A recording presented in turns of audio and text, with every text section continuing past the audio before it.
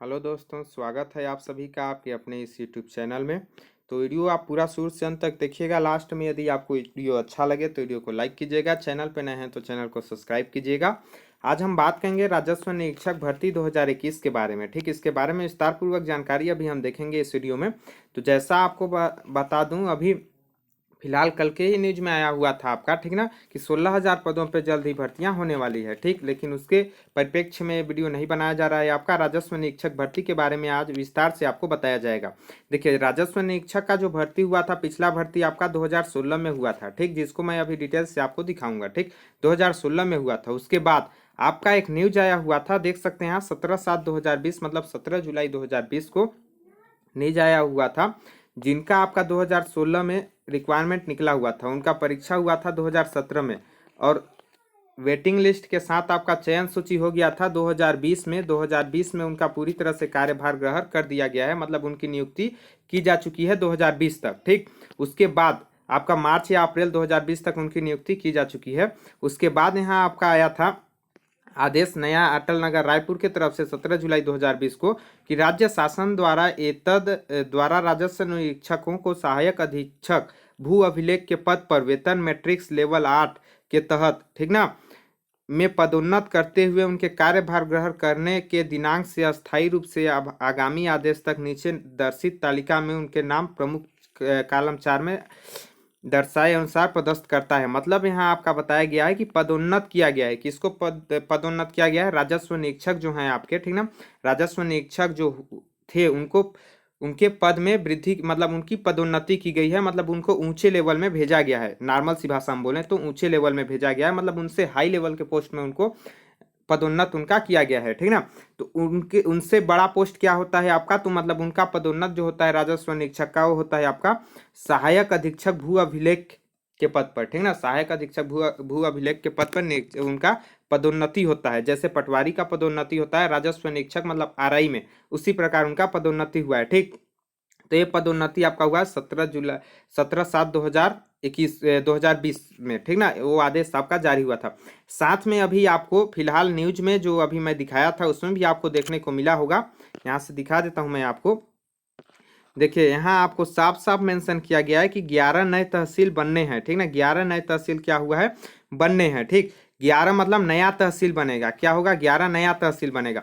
साथ ही 11 नए तहसील बनेंगे, और जो राजस्व निरीक्षक के पद हैं उनमें पदोन्नति भी की गई है। तो जाहिर सी बात है आपका कि राजस्व निरीक्षक के का वैकेंसी निकलेगा, क्योंकि उनके पद खाली होंगे। उनको जब पदोन्नति किया गया है, तो जो जिस पदों के साथ उनको जिस पद के जगह पर उनको पदोन्नति किया गया है, वह पद क्या हो गया है? अभी खाली हो गया है, वह पद अभी रिक्त हो गया है। तो उनका पद एक लोगों को 2-3 जगह का कार्यभार देते हुए मतलब पद संभाल रहे हैं। ठीक ना, तो जैसे ही आपका अभी आपको पता होगा कोरोना का स्थिति सामान्य हो रहा है। ठीक, और व्यापम ने भी नए सीजीपीएससी ने आदेश निकाल दिया है कि मेंस एग्जाम लेगा आप, ठीक ना, जुलाई में। मतलब व्यापम भी अब एग्जाम लेने की तैयारी में है। ठीक, तो इसके साथ आपका 11 नए तहसील बने हैं, साथ में राजस्व निरीक्षक के पदों में की पदोन्नति भी की गई है। तो जाहिर सी बात है राजस्व निरीक्षक का वैकेंसी निकलेगा। साथ ही यहाँ भी आपका बताया गया था कि राजस्व विभाग में जो है आपके 202 पद रिक्त हैं। ठीक ना, राजस्व विभाग में 202 पद जो रिक्त हैं, उन 202 पदों में से राजस्व निरीक्षक के कुछ न कुछ पद जरूर निकाले जाएंगे। साथ ही एक और मैं आपको अभी दिखा सकता हूँ। साथ ही अभी जो आपका गौरेला पेंड्रा मरवाही नया जिला बना हुआ है छत्तीसगढ़ का, ठीक ना, जो फिलहाल में ही बना हुआ है गौरेला पेंड्रा मरवाही छत्तीसगढ़ का नया जिला, उसमें भी जब उसमें पदों की संख्या की जानकारी दी गई थी कि उस जिले में कितने पद रिक्त हैं, तो उसमें राजस्व निरीक्षक के पदों का भी उल्लेख किया गया था। ठीक, राजस्व निरीक्षक के पदों का उल्लेख किया गया था। उसमें राजस्व निरीक्षक के 3 पद आपके रिक्त हैं, ऐसा बताया गया था। ठीक ना, तो आपका एक जिला में 3 पद रिक्त हैं जब बताया था नया जिला में, तो उस प्रकार से आपके 11 नए तहसील बनेंगे, साथ में बने हैं। ठीक ना, साथ में आपके पदोन्नत की गई है। ठीक ना, राजस्व निरीक्षक की। तो जानकारी में आया हुआ है कि जो राजस्व निरीक्षक के पद हैं उनके लगभग 33 पदों पे पदोन्नति की गई है। पदोन्नति और मतलब जो रिटायर हो चुके हैं, जैसे उनका कार्यकाल पूरा हो गया है, ठीक ना, तो उनको कार्यकाल पूरा होने की वजह से उनको जो पद से हटाया गया है, ठीक ना, वो सारे मिलाकर आपके 33 पदों पे पदोन्नति की गई है, और हटाया गया है कुल मिलाकर 33 पदों पे। साथ ही आपके नए तहसील बने हैं। गौरेला पेंड्रा मरवाही में आपके 3 पद खाली हैं। ऐसे में देखा जाए तो आपके कम से कम 60 से 70 पदों पे लगभग लगभग बताया जा रहा है कि 60-70 पदों पे आपके राजस्व निरीक्षक की वैकेंसी जल्द ही आपको देखने को मिलेगी। ठीक, जैसे ही भर्तियां आपकी चालू होगी, राजस्व निरीक्षक के पदों की भर्ती जल्द ही देखने को मिलेगी।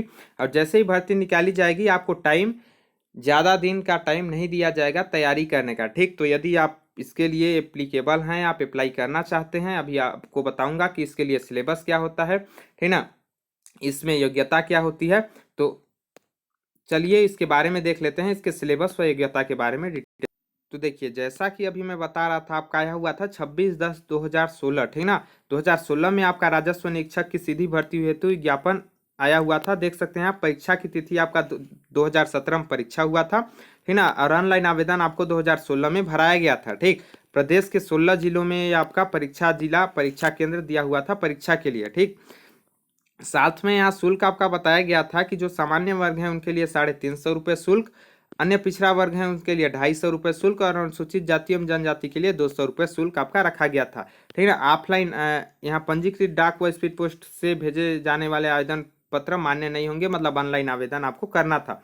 इसमें देख लेते हैं हम आपका वेतन कितना रहता है। तो यहाँ ग्रेड पे आपका दिया हुआ है राजस्व निरीक्षक का 5200 से 20,000 आपका वेतन रहता है। साथ ही ग्रेड पे आपका 2800 रुपये रहता है। ठीक, जो इसमें ऐड होता है, उस समय आपका 90 पद निकला हुआ था। इसमें आपका योग्यता जो है, आपको किसी भी मान्यता प्राप्त विश्वविद्यालय से स्नातक होता है, मतलब आपका ग्रेजुएशन उत्तीर्ण होना चाहिए। चाहे आप किसी भी फील्ड से हो, जैसे बीए, बीएससी, बीकॉम, आप किसी से भी हो, आपका ग्रेजुएशन होना चाहिए। ठीक ना, ग्रेजुएशन होना चाहिए, या फिर ग्रेजुएशन यदि आपके पास नहीं है तो 12वीं के साथ आपको, मतलब 12वीं परीक्षा उत्तीर्ण होना चाहिए। साथ में आपको सिविल इंजीनियरिंग में डिप्लोमा आपका होना चाहिए, सिविल ब्रांच से आपका डिप्लोमा होना चाहिए या फिर।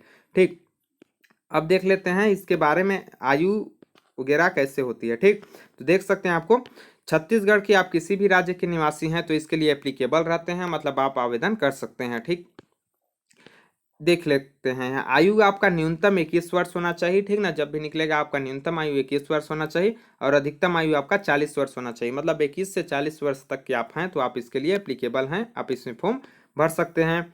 साथ में यहाँ देख सकते हैं, किसी भी उम्मीदवार को किसी भी आधार या एक से, मतलब जो शासन द्वारा आयु सीमा में छूट दी जाती है, जैसे ओबीसी कैंडिडेट को 3 साल के लिए, एसटी एससी कैंडिडेट को 5 साल के लिए, वो छूट यहाँ लागू रहती है आपका। ठीक ना, अब इसके सिलेबस के बारे में हम बात कर लेते हैं। सारा चीज अभी हम इसमें देखेंगे। इसके बाद हम टॉपर लिस्ट भी देखेंगे कि आपका कितना कटअप गया था उस समय, टॉप में कितना नंबर गया था। ठीक, तो देखिए यहाँ सिलेबस की बात कर लेते हैं। तो देखिए यहाँ आपका 2017 का के सिलेबस के अनुसार हम देख लेते हैं, क्योंकि सिलेबस लगभग सेम ही रहता है, सिलेबस का चेंज करने का चांस बहुत ही कम रहता है। ठीक ना, शायद ही सिलेबस चेंज होता है। तो इसमें देख सकते हैं, कंप्यूटर संबंधित सामान्य ज्ञान से आपके 20 प्रश्न आते हैं, जो कि 20 नंबर के होते हैं। ठीक, कंप्यूटर से संबंधित 20 प्रश्न आपके 20 नंबर के होते हैं। साथ ही हिंदी व्याकरण के आपके 10 प्रश्न आते हैं 10 नंबर के। जैसे पटवारी का सिलेबस रहता है, सेम सिलेबस लगभग आपका राजस्व निरीक्षक का रहता है, आरआई का। आपका अंग्रेजी के भी 10 प्रश्न आते हैं 10 नंबर के।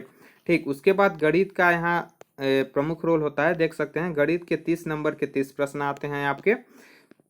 उसके बाद यहाँ देख सकते हैं, आपका 15 प्रश्न आते हैं 15 नंबर के, जो कि आपके रीजनिंग से होते हैं, मतलब सामान्य मानसिक योग्यता से प्रश्न होते हैं।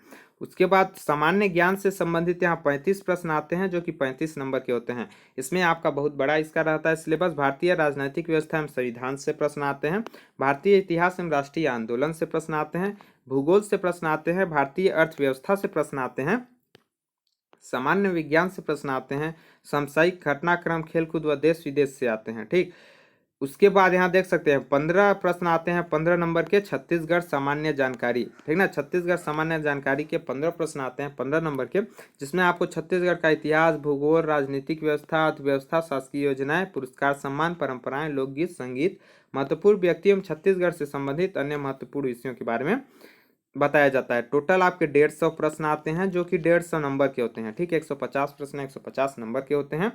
ठीक, ऐसे आपका सिलेबस होता है। अब इसके हम टॉप 10 मेरिट लिस्ट को देखते हैं।